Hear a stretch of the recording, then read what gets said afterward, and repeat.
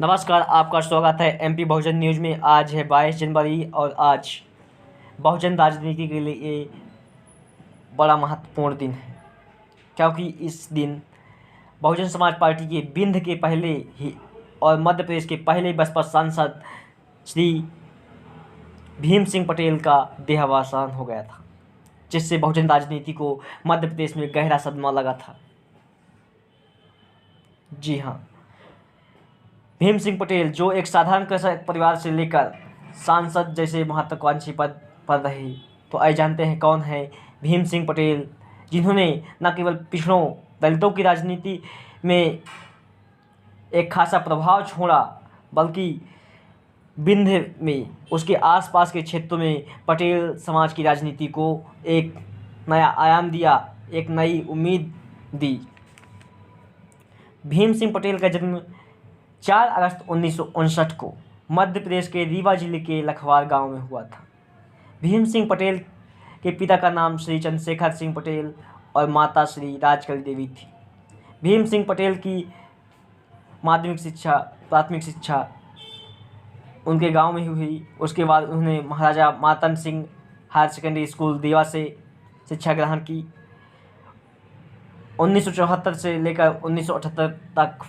वे RSS, Gayatri परिवार और राष्ट्र सेवा दल से जुड़े रहे। 1980 में उन्होंने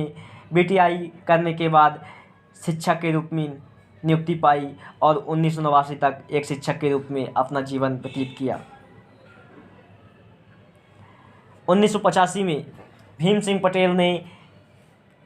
रामखिलान वर्मा जी, जिन्हें वर्तमान में विनीत विक्रम बौद्ध जी के नाम से जाना जाता है, उनके साथ 14 अक्टूबर 1985 को सतना जिले के रामपुर बाघेलान विधानसभा अंतर्गत ग्राम पंचायत अवेर में अपने समर्थकों सहित बौद्ध धर्म की दीक्षा ग्रहण कर ली। 1984 के दशक में जब मानवर कांशीराम जी ने वाम सेव को तैयार किया, तो 1984 में पहली बार भीम सिंह पटेल मानवर कांशीराम जी के वाम सेव के नज़दीक आए और 1988 में भीम सिंह पटेल ने मानवर कांशीराम जी की विचारधारा से प्रभावित होकर बहुजन समाज पार्टी ज्वाइन की और कैडर के रूप में मध्य प्रदेश में बसपा को खड़ा किया,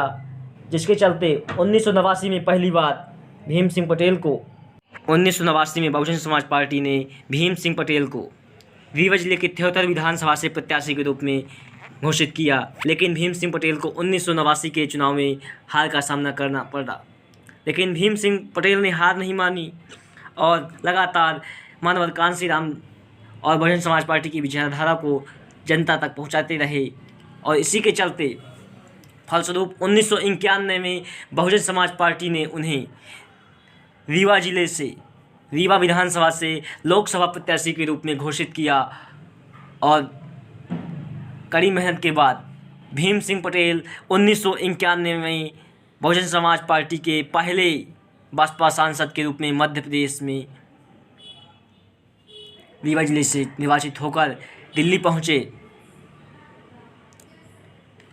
हालांकि बीच में उन्होंने डॉक्टर सोनीलाल पटेल की अपना दल को भी ग्रहण किया, लेकिन कुछ वर्षों बाद ही पुनः भीम सिंह पटेल 1990 के दशक में बहुजन समाज पार्टी में वापस आ गए और 1991 में बहुजन समाज पार्टी ने पुनः उन्हें सांसद का टिकट दिया, लेकिन वे जीत नहीं पाए। भीम सिंह पटेल ने केवल पिछड़ों को राजनीति के लिए जागृत ही नहीं किया, बल्कि एक लकीर खींची, जिससे रीवा जिले में 1996 में बुद्धिसेन पटेल, 2009 में बहुजन समाज पार्टी से देवराज पटेल सांसद के रूप में चुने गए। वहीं पड़ोसी जिले सतना से 1996 के दशक में ही बसपा को सतना जिले से सुखलाल कुशवाहा के रूप में पहला सांसद मिला सतना जिले से। तो भीम सिंह पटेल का कमाल था कि उन्होंने लोगों तक अपनी पार्टी का कैडर के माध्यम से विचारधारा को पहुँचाया।